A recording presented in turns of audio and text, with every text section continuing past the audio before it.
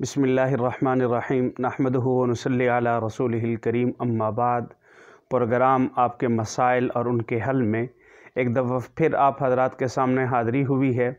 آج ہمارا سب سے پہلا جو سوال ہے وہ محمد اقبال نے پشاور سے سوال پوچھا ہے، اور وہ سوال یہ ہے کہ والد اپنی زندگی میں جائیداد کیسے تقسیم کرے،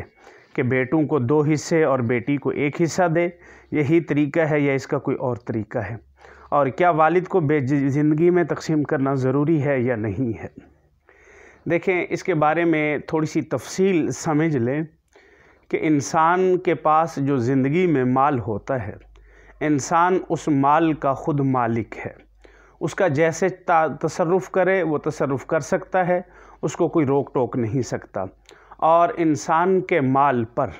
کسی دوسرے کا حق نہیں ہے۔ مثال کے طور پر والد ہے تو والد کے مال پر اولاد کا حق بالکل نہیں ہے۔ والد کے مال پر بچوں کا حق کہ اس کو مجبور کیا جائے کہ ہمیں زندگی میں ہمارا حصہ دیں، ایسا نہیں ہے، جبکہ ہمارے معاشرے میں یہی مشہور ہے کہ والد سے بیٹا بھی مطالبہ کرتا ہے اور بیٹی بھی مطالبہ کرتی ہے کہ ہمیں ہمارا حصہ دیا جائے، ہمیں ہمارا حق دیا جائے، حالانکہ والد کے ذمے بیٹی کا، بیٹے کا، اولاد کا حق نہیں ہے۔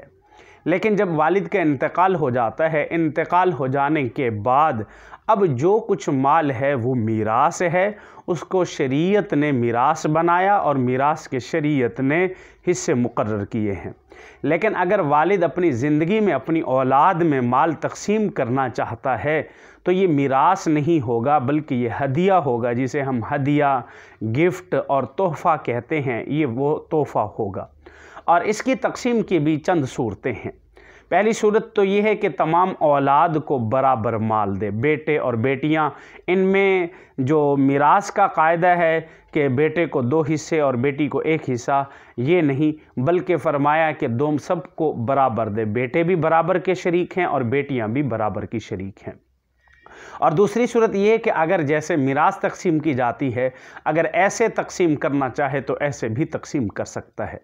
لیکن اگر باپ اپنی زندگی میں کسی بیٹے کو کچھ زیادہ اور بیٹی کو یا کچھ زیادہ دینا چاہے اور باقیوں کو کم دینا چاہے تو اس میں تھوڑی سی تفصیل ہے۔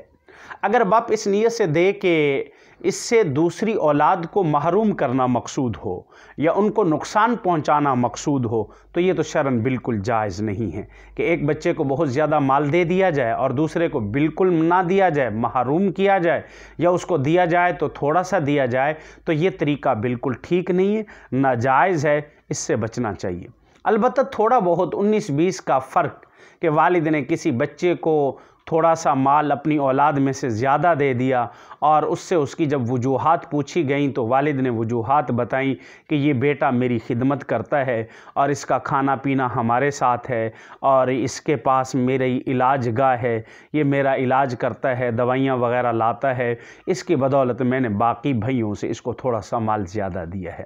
یا اس وجہ سے کہ باقی بھائیوں سے یہ مال میں یہ غریب ہے اور اس کے بچے ذرا زیادہ ہیں، اس وجہ سے میں نے اس کو تھوڑا باقی بھائیوں سے، بہنوں سے مال زیادہ دیا ہے، تو پھر بھی کوئی حرج نہیں ہے۔ یا اس وجہ سے کہ میرا یہ بیٹا اہل علم ہے اور عالم ہے اور یہ دین کے کام کے ساتھ لگا رہے اور دنیا سے بالکل بے رغبت ہو کر اس کی فکر نہ رہے، تو یہ اس وجہ سے اگر اس کو مال زیادہ دیا ہے تو مال زیادہ دے سکتے ہیں، وگرنہ کسی اور بنا پر کسی بچے کو محروم کرنے کی غرض سے، کسی بچے کو کم یا زیادہ دینے کی غرض سے بالکل جائز نہیں ہے۔ تو اس لیے والد اپنی زندگی میں اگر مال نہیں تقسیم کرتا، سارا کا سارا مال خود خرچ کر لیتا ہے، اپنے مال کے ساتھ خرچ کرنے کے ساتھ حج کر لیتا ہے، عمرہ کر لیتا ہے، کسی کو ہدیہ دے دیتا ہے، کسی کے ساتھ لین دین کر لیتا ہے، تو والد کو مکمل اختیار ہے،